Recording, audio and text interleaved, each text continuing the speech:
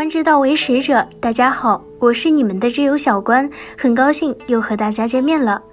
牛奶是人们日常生活中最喜爱的食物之一，营养丰富，容易消化吸收，是最理想的天然食品。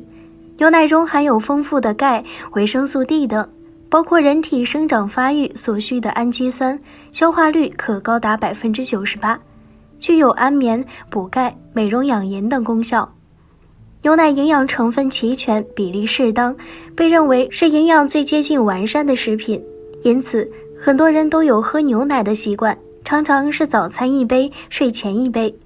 不过，对于牛奶，大家似乎还有着很多疑问，比如喝酒前喝一些牛奶能不能护胃？牛奶和豆浆到底哪个好等等。那么，小关今天就来为你分享一些有关牛奶的小常识，让你每天喝下去的牛奶发挥出最大的效用。在开始今天的节目之前，希望大家能点点订阅和小铃铛，您的支持是小关最大的动力，感谢大家。1. 饮酒前喝牛奶可以护胃。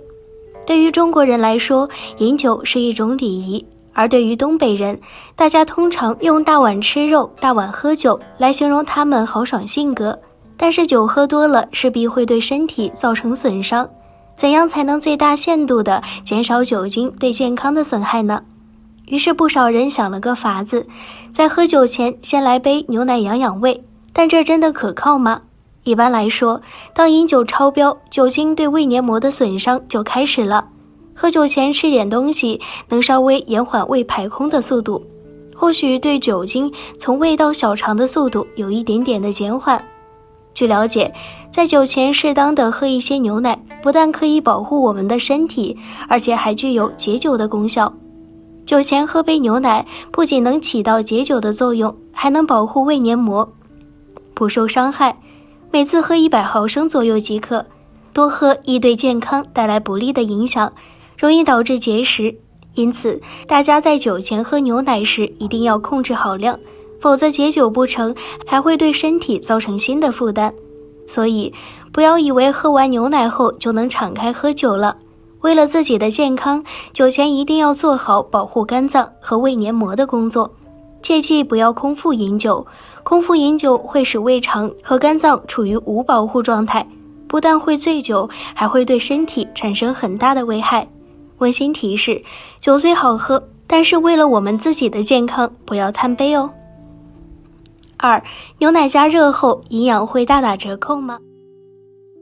这个具体要分是怎样的牛奶，如果是新鲜的，直接从奶牛身上提取不久的牛奶，那必须要加热到100摄氏度，煮沸了之后立马关火。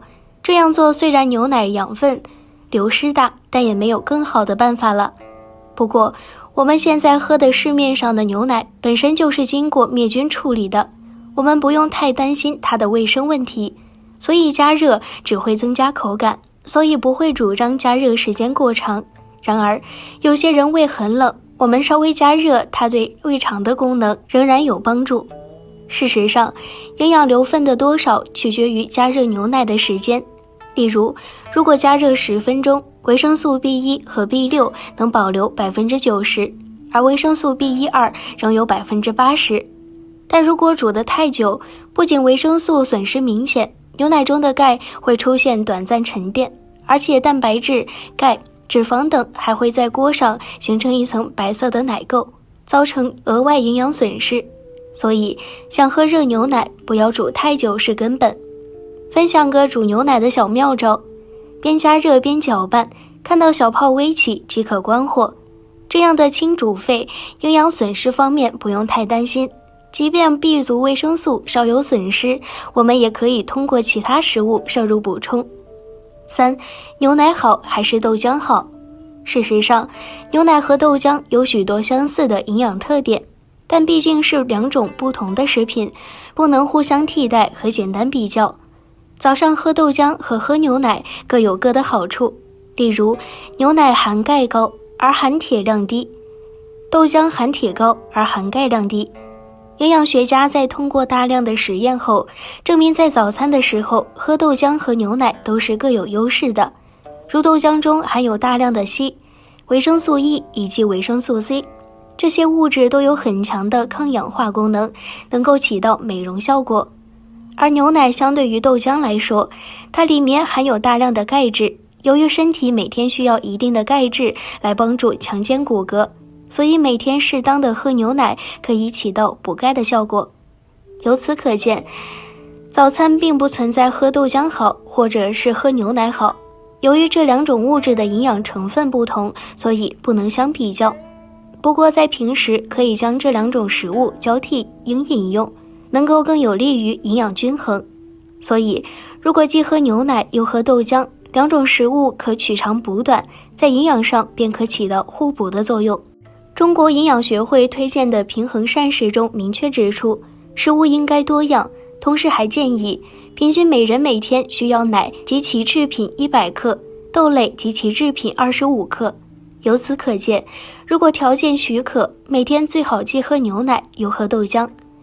中山大学孙逸仙纪念医院林秀红表示，有的人认为在早晨不能够空腹喝牛奶或者空腹喝豆浆，其实是怕把蛋白质直接消耗掉而浪费蛋白质。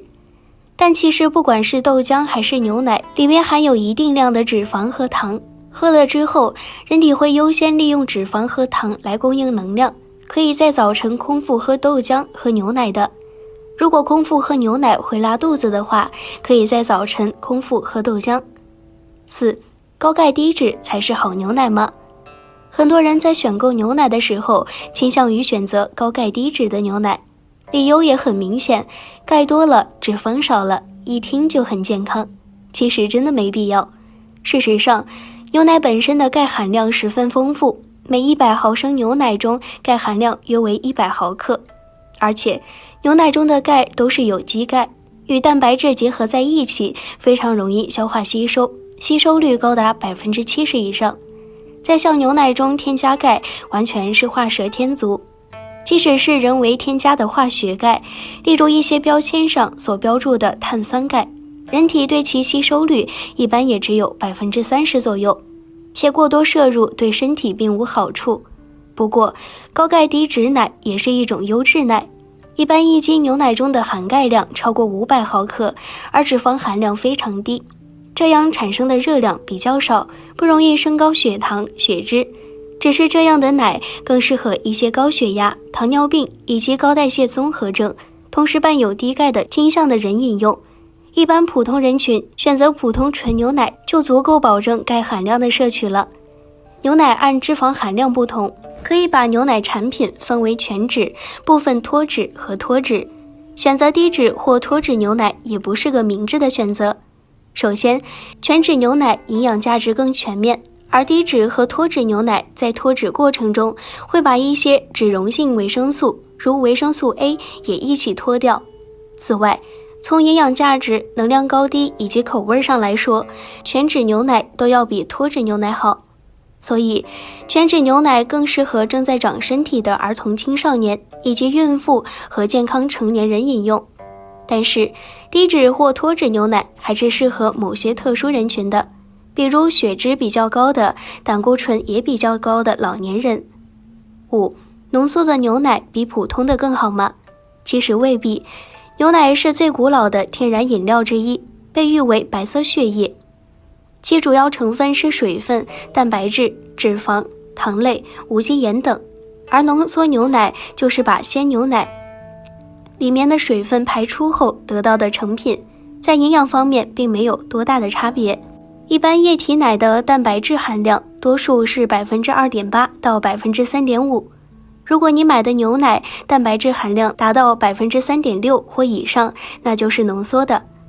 浓缩牛奶中的碳水化合物和维生素 C 比奶粉多，其他成分如蛋白质、脂肪、矿物质、维生素 A 等成分都比奶粉少。浓缩牛奶并不是发酵制品，所以其营养成分不易被人体消化和吸收。您在喝牛奶的时候，肯定也出现了上述内容中的误区，那么您就要多加注意，不然就会给身体带来影响。但是有一点要注意，牛奶虽好，也需要适量。如果过度的饮用牛奶，就会给身体带来伤害，让您的健康受损。好了，今天的节目就和大家分享到这儿了。如果您觉得通过此视频学到了有用的知识，希望您分享给身边的朋友。喜欢校官别忘记点击订阅哟。